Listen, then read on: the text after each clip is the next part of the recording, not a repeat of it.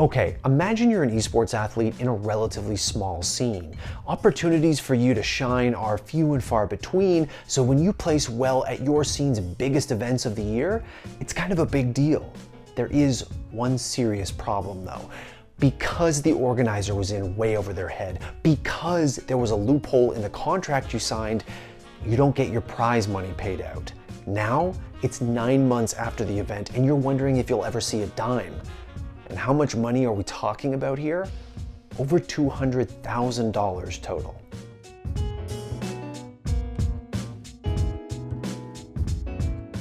Okay guys, before we go any further, really quickly I have to let you know that we are streaming on Twitch pretty regularly these days. So head on over to twitch.tv/theScore Esports, give us a follow and turn notifications on. I promise you won't regret it. Okay, so the story I'm gonna bring you today takes place in the Gods of Boom scene. Now, what the hell is Gods of Boom? Well, really quickly, it's a mobile FPS that kind of looks like Valorant gameplay with Fortnite graphics. Can you see yourself on the stage? You'll disagree. Our fame never comes free. Your elimination streaks fail. Okay, I promise to never play that clip again. Anyways, it's published by a company called Game Insight, who do a bunch of mobile titles in the tycoon, sim, and strategy genres. A lot of the games they publish seem to include slot machine elements, and the art style for these is very reminiscent of the kind of stuff you always see in actual physical slot machines. Anybody who's been to a casino out there knows exactly what I mean. Gods of Boom, by the way, was previously known as Guns of Boom until they changed their name last year. And it was last year in November that they held their biggest LAN events of the season. And that is the Gods of Boom Pro Series Europe and the Gods of Boom Season 2 Finals. Now, I know we're dealing with a mobile game here, but we're actually not talking about peanuts. Both events, which took place on consecutive days, combined for a prize pool of over $200,000, none of which has apparently been paid out to the winners of either event. Now that was 9 months ago, and players participating in these two events were led to believe that they would be paid out no later than 3 months after the event ended. Now I spoke to a player named Divine King. His team came in second in both the Pro Series Europe and the Season 2 Finals, the two LAN events that we're talking about here. And he says players signed a contract that seemed to say that they would be paid out their prize money within 90 days of the event ending. So the event comes and goes, and Game Insight sends him and all the other players who won a list of necessary documents that they need to pay them their prize money. Bank account numbers, proof of address, that kind of thing. But on the very last day they were supposed to be paid out, Divine King says that Game Insight bombarded the players with a completely new list of updated documents that they would need to provide in order to be paid their prize money. Then they send us more information. Hey, sorry, we need more information from you. That was the day that you were supposed to pay. So they asked for more information. They wanted, first they wanted a passport to be certified by notary, our bank statement to be certified by notary. And then they asked for our tax certificate. And then they also asked for our criminal record certificate. Well, the criminal certificate, it would take time, you know. We spoke to them and tell them about the situation with the criminal certificate. That would take a long time. So they tell us that it will be okay. They just needed us all the documents to be certified. See, the players participating in those two Gods of Boom events thought that the contracts they signed stipulated a 90-day payout. In reality, the language of the payout clause in that contract is extremely fuzzy and unclear. It states, quote, prizes will be fulfilled within 90 days after the conclusion of the event and receipt of all necessary documentation, end quote. So when you first read that sentence, you think, oh, okay, I'm gonna get paid out within 90 days of the event ending, but I also have to give them the necessary documents. But what if they ask for the necessary documents after the 90 days, say in 100 days? What if they ask for the necessary documents after 1,000 days? 1,000,000, you get the picture. My point is, according to at least one interpretation of this very fuzzy and vague language, Game Insight could go on asking for new documentation every 90 days until presumably the end of time. Now, whether that would actually stand up in a court of law, I can't say because I'm not a lawyer, but I have my doubts personally. Now, it's after Game Insight missed their first 90-day pay period that Divine King says that communication between the publisher and the players they owe $200,000 to began to really break down. The communication was really bad. We sent them emails how the process was going, they never respond. We're in a situation that it has been almost like 7 months without getting the prize money. Like, we feel very frustrated. It's like we don't know what to do. We made a public statement with the help with the lawyer. They responded back saying, oh, it's because of the COVID-19 that the process has delayed, and I understand, but now in June things got better, the economy opened, banks open up. We don't really know what is going on, or if they're really gonna pay, or we don't know. And this process kind of repeats itself, with Game Insight asking for more documentation several times in February and then again in March. Divine says that he and all the other players who were owed money did everything they could to stay in contact with the publisher and push them for updates on when they were getting the money that they were owed. Emails, Discord messages, you name it. And after a while, all they started getting back was either silence or very generic messages that basically said, we're working on it.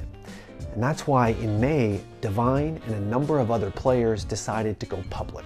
And after that, the publisher did respond. In a public Discord message, Game Insight talked about the difficulties they faced because of COVID-19 and because of the diverse nature of their player base, which meant that different paperwork had to be done different ways in different countries, and it all complicated matters. And if you're thinking that this kind of paperwork is something the publisher should have had a better handle on before they decided to host their own $200,000 tournaments, well, I would tend to agree with you. Now, there is of course another side to this story. I did reach out to Game Insight for their take on this situation.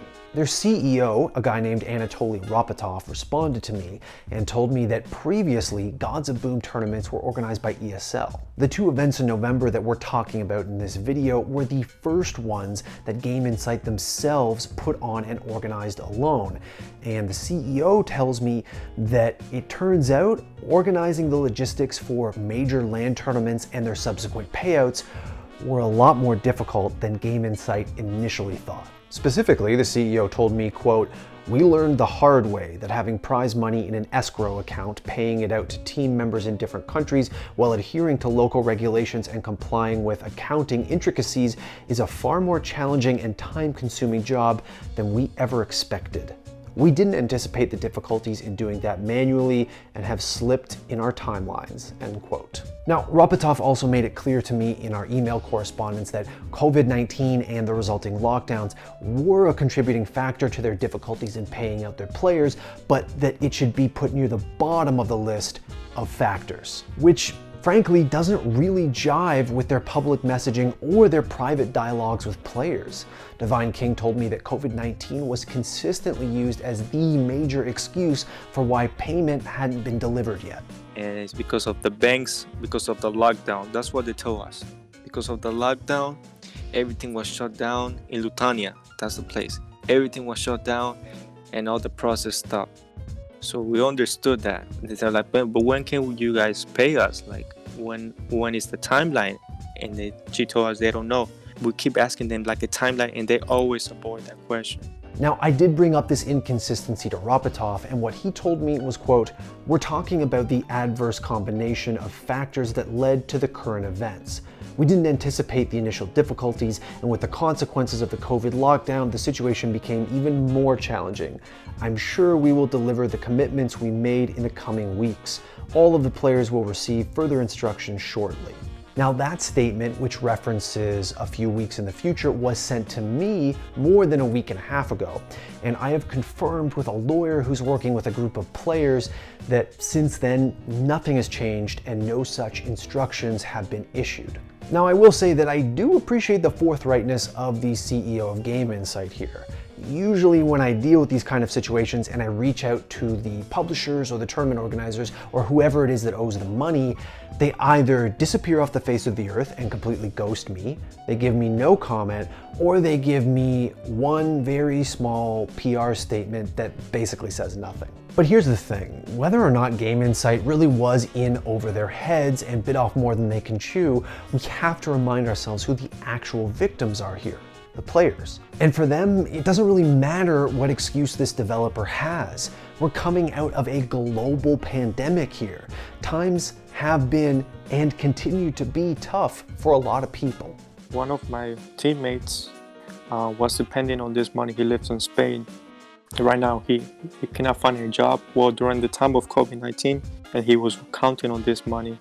Another team, one of my old friends, he was also, a lot of people were depending on this money, and they were getting desperate. Hey, we really need this money, and we keep telling them, but they seems to not to care. The fact that here today, 9 months after the event concluded, that the players are still being given these vague promises of being paid someday, somehow, at some point, is simply unacceptable.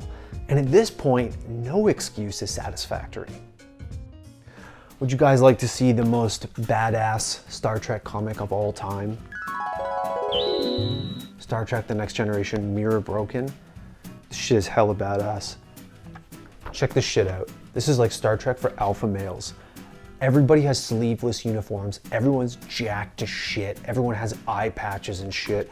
Even Data's jacked and he's a robot. Look at this. Come on, come on. There's a scene of Captain Picard bench pressing. Come on, this is sick. This shit was just made for me. They took the Enterprise and they just put a giant ass laser gun on the front. That's badass. Bruh. Captain Picard, jacked and sleeveless, is who I aspire to be.